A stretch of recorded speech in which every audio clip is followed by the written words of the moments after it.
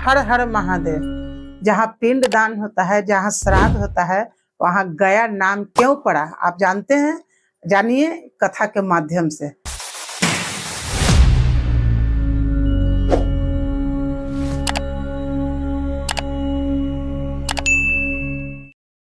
एक गया नाम के असुर था।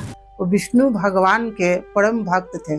घोर तपस्या करके भगवान को धरती पर बुलाए। भगवान बोले कि हे वत्स, हम बहुत प्रसन्न है तुम्हारे भक्ति से, वर मांगो। तो कहे असुर कि हे प्रभु, अगर हमारे तपस्या से प्रसन्न है तो हमें यही वर दीजिए कि हमें कोई छुए उसका मोक्ष प्राप्त हो जाए, सीधे वैकुंठ धाम पहुंचे। तथास्तु किए, तथास्तु, और चले गए। अब जो पापी से भी पापी व्यक्ति था वो उसको छूकर सीधे वैकुंठ जाने लगा। अब यमराज जी पूरा एकदम माथा धर के बैठ गए, क्योंकि नरक में कहीं जगह सब खाली था, कोई काम नहीं हो रहा था। तो गए ब्रह्मा जी के पास। ब्रह्मा देव, देखिए कैसे काम चलेगा, धर्म और अधर्म में ये दोनों से धरती रचा है, तो असुर लोग सब जा रहे हैं वैकुंठ, काम कैसे होगा? लेकिन एक उपाय रचते हैं। सब देवी देवता मिल के कहे कि हमको एक यज्ञ करना है।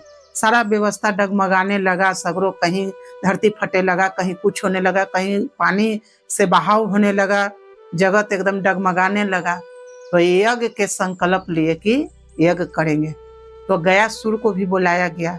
गयासुर पूछे कि हमको क्यों बुलाए हैं प्रभु?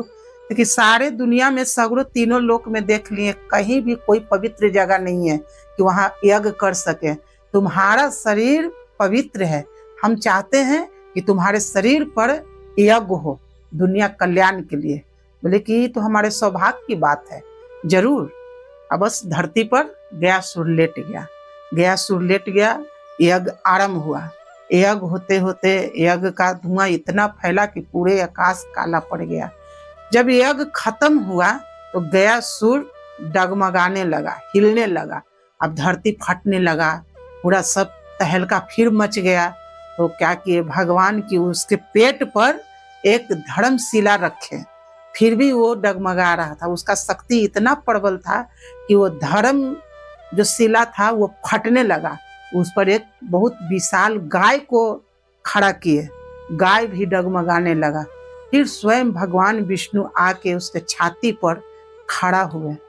गयासुर मुस्कुराया, बोला प्रभु आप आज्ञा देते तो हम हिलते नहीं, आप क्यों आए? लेकिन तुम्हारा भक्ति बहुत प्रबल है गयासुर, हम बहुत प्रसन्न हैं, हमसे कुछ वर मांग लो, अब तो तुम्हारा अंत समय है। मुस्कुरा के बोला गयासुर कि हे प्रभु, अगर प्रसन्न है तो हमें यही वर दीजिए कि हमारा ये जो भारी शरीर है वो पवित्र हो जाए, और यहाँ जो आए, जो पिंड दान करे, जो श्राद्ध करे, वो सबको मोक्ष प्राप्त हो, सबको वैकुंठ प्राप्त हो। इसीलिए गया को गया नाम पड़ा। गयासुर के नाम पर गया जी आज नाम है उनका। जो भी अपना पिंड दान करने जाता है, वहाँ जो भी श्राद्ध करता है, वो सब पितृ को मोक्ष प्राप्त होता है, ऐसा शास्त्र में वर्णन है। हमारा कथा आज का यहीं तक था।